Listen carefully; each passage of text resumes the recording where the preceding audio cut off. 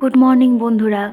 কাল অফিস থেকে ফেরার সময় হাজবেন্ড একটু সবজি আর ফল বাজার করে দিয়ে গেল, কারণ নেক্সট উইক ও থাকবে না, তো বাইরে যাচ্ছে ত্রিপুরা। তো বাড়িতে যা যা প্রয়োজন ওগুলোই দিয়ে গেল।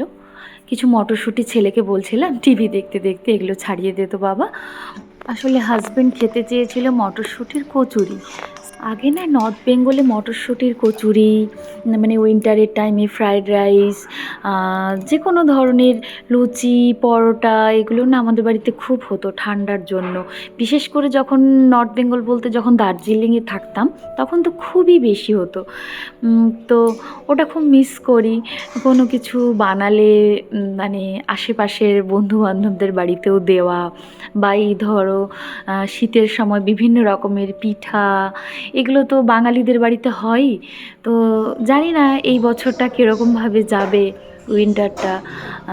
হয়তো 3টে মানুষের ভিতরেই সব কিছুটা সীমাবদ্ধ থাকবে। তো ওটা মন থেকে মেনেও নিয়েছি। আসলে ওখানকার পরিবেশটা একটা আলাদা ছিল, তো মানুষে মানুষের ভিতরে যে সম্পর্কটা, ওটা একটা আলাদা রকমই ছিল, যেটা আমি এখানে সেরমভাবে ফিল করতে পারিনি। হয়তো টাইম লাগবে আমারও অ্যাডজাস্ট করতে। এখানে একটু বেগুন ভাজা করে নিচ্ছিলাম, আর সরি বেগুন পোড়া করে নিচ্ছিলাম। আর দুপুরের একটু শাক ছিল, তো ভাবলাম রেখে তো কোনো লাভ নেই, শাকটাও খেয়ে নেব ভাতের সাথে। তো এই ভেবে শাক, বেগুন পোড়া আর মাংসটা দিয়েই মোটামুটি কালকে রাতের ডিনারটা খাওয়া হলো। জানো তো, আগে না আমি এই শীতের সময় বাড়িতে যখন পিঠে টিঠে বানাতো মা, একটুও খেতাম না। আসলে আমার বাবা মা জানে যে আমি পিঠে পুলি কোনো কালেই পছন্দ করার মতন মানুষ না। ইভেন আমি রুটিটাও ভালোবাসি না।